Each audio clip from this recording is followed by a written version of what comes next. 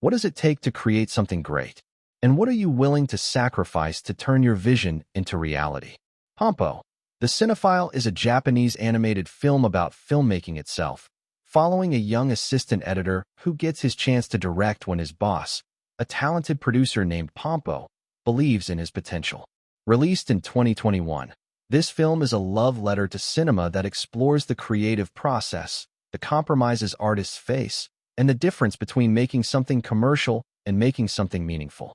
It's visually inventive and energetic, but underneath the colorful animation is an honest look at what it costs to pursue artistic vision, whether talent is enough without opportunity, and how passion can both drive and destroy creators. Welcome to Picture Mavericks. Today we're exploring what makes Pompo, the Cinéphile, resonate with anyone who creates, how it captures the joy and agony of the artistic process, and what it reveals about the business of art. Let's begin. Jean works as an assistant to Pompo, a young producer in Nollywood who has an incredible eye for what audiences want. Pompo makes commercially successful films efficiently, understanding exactly how to craft crowd pleasers. Jean loves cinema obsessively. He watches films constantly, analyzes every choice, and dreams of someday directing. But he lacks confidence, accepting his role as assistant and editor while keeping his ambitions quiet. Pompo writes a screenplay for a more serious, artistic film than her usual commercial fare. To everyone's surprise, she asks Jean to direct it. She sees potential in him that he doesn't see in himself. Jean is terrified but accepts the opportunity. The production begins with Jean learning on the job. He works with Natalie, a talented but inexperienced actress Pompo discovered, and Martin, an aging actor trying to prove he's more than his action hero image. Jean throws himself into the work obsessively. He shoots take after take pursuing his vision. He makes decisions that frustrate his crew and challenge his actors. The passion that drives him also makes him demanding and exhausting to work with. The editing process becomes Jean's true test. He has mountains of footage and must craft it into a coherent film. The choices paralyze him. Every cut matters. Every frame contributes to the whole. The pursuit of perfection becomes consuming. Jean must decide whether to make a film that's commercially safe or artistically bold, whether to trust his instincts or compromise his vision, and whether he can handle the pressure of creating something meaningful. Pompo, the Cinéphile, explores the tension between art and commerce in filmmaking. Pompo represents commercial success. She makes films that audiences love and that make money. She's talented at understanding what works, what entertains, what sells. Her films aren't deep, but they're effective and they keep her employed. Jean represents artistic ambition. He wants to create something meaningful, something that moves people rather than just entertaining them. He's willing to make difficult choices if they serve his vision. The film he's making is his attempt to elevate beyond commercial formula. This tension exists in all creative industries. The need to make a living versus the desire to create meaningful art. The pressure to give audiences what they want versus challenging them with something new. The film doesn't present either path as wrong, but shows the genuine difficulty of balancing both. The editing process becomes a metaphor for all creative work. Jean has infinite possibilities in his footage. Every choice eliminates other choices. The perfect version exists in his mind, but translating vision to reality requires accepting imperfection and making difficult cuts. This captures the agony of creation. Artists see the ideal version in their heads, but reality forces compromises. Technical limitations, time constraints, collaborator disagreements. All of these forces shape the final product. Learning when to fight for vision and when to adapt is crucial. Jean's obsessiveness shows how passion can become destructive. He stops eating properly, stops sleeping, drives himself to collapse. His love for cinema fuels his work, but also blinds him to everything else. The film asks whether this sacrifice is noble or foolish. Martin's character explores aging and relevance. He's been typecast and wants to prove his range before it's too late. His performance in Jean's film represents a second chance. The film shows how opportunities for reinvention are precious and worth fighting for.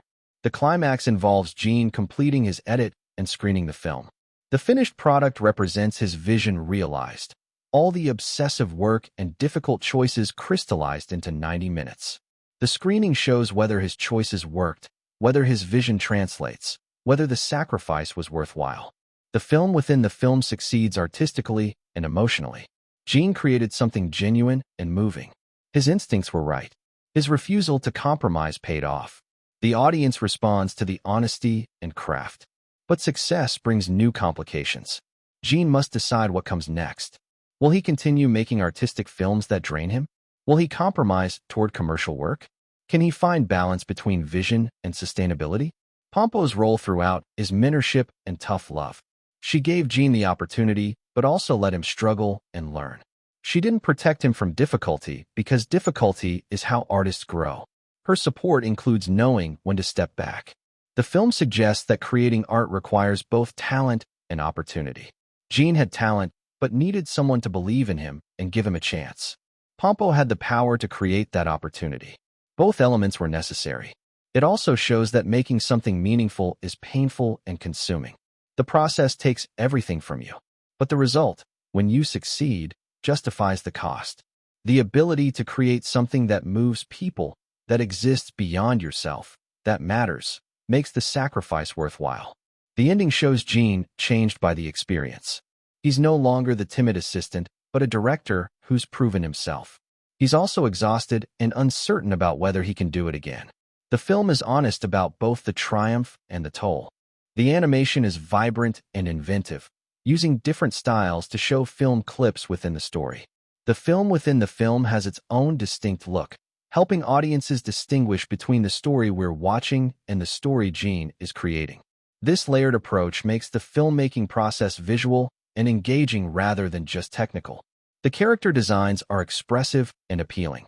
Gene looks intense when working, showing his focus and exhaustion. Pompo is energetic and confident. Natalie radiates nervous determination.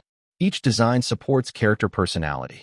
The editing sequences use visual creativity to show Gene's thought process. Multiple versions of scenes play simultaneously. Timelines stretch and compress. The film makes the editing process, which could be boring to watch, dynamic and understandable. The 94-minute runtime allows the story to develop without rushing Gene's journey from assistant to director. The voice performances bring energy and emotion. Gene sounds passionate about cinema and terrified of failure. Pompo sounds confident but caring. The performances make the characters feel genuine despite the stylized animation. The film's love for cinema shows in every frame. References to classic films, discussions of technique, the reverence for the craft. All of this creates a film made by people who genuinely love movies and want audiences to share that love. The pacing balances the production process with character development.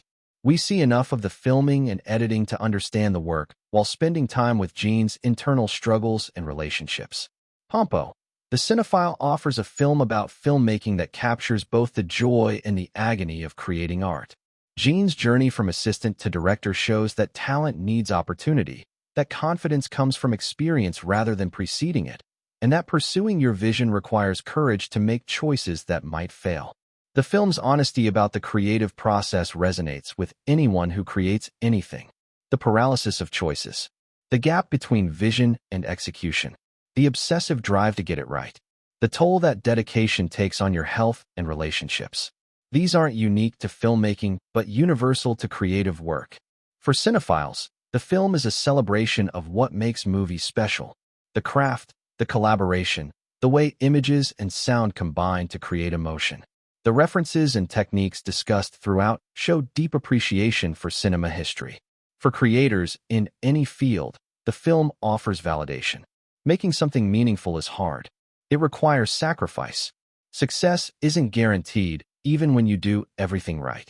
But the attempt itself has value, and the possibility of creating something that matters makes the struggle worthwhile. The relationship between Pompo and Gene shows healthy mentorship. Pompo doesn't do the work for Gene, but creates conditions for him to succeed. She believes in him before he believes in himself, giving him opportunity, but also holding him accountable. The film's message about art versus commerce is nuanced. Commercial work isn't dismissed as worthless. Artistic work isn't presented as automatically superior. The film suggests that both have value and that the best creators find ways to make their vision accessible rather than treating audiences as obstacles. Gene's obsessiveness is shown honestly. His dedication creates great work, but also nearly destroys him. The film doesn't romanticize artistic suffering, but shows it realistically. Passion drives creation, but can also become destructive without balance. The 94-minute runtime makes the film accessible while delivering substance about the creative process. It doesn't drag, but also doesn't rush through important moments of Gene's development. What makes Pompo the Cinéphile special is how it captures something true about creating art. The excitement of new projects. The terror of exposing your work to judgment. The endless choices and second-guessing.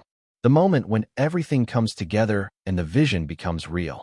For anyone who's ever created anything and felt the gap between what they imagined and what they produced, this film offers recognition. For anyone paralyzed by perfectionism, it shows that completion requires accepting imperfection. For anyone who's sacrificed for their craft, it validates that sacrifice while gently questioning whether it's sustainable. The film within the film represents what's possible when vision, talent, and opportunity align. Gene created something beautiful and meaningful because Pompo gave him the chance, and he had the courage to pursue his instincts despite fear. Pompo, the Cinéphile, reminds us that art requires both creation and belief. Artists need to believe in their vision enough to pursue it, but they also need others to believe in them enough to provide opportunities. Gene and Pompo needed each other for the film to exist. The image of Gene in the editing room, surrounded by footage, trying to find the perfect cut, captures creative work across all mediums. The raw material is there. The vision exists in your head. The challenge is the translation, the countless small choices that transform potential into reality. This film celebrates cinema while honestly depicting what it costs to create it. That duality makes it meaningful for both film lovers and creators, offering both appreciation for the art form and understanding of the process behind it. This has been Picture Mavericks. Thank you for watching, and I'll see you in the next one.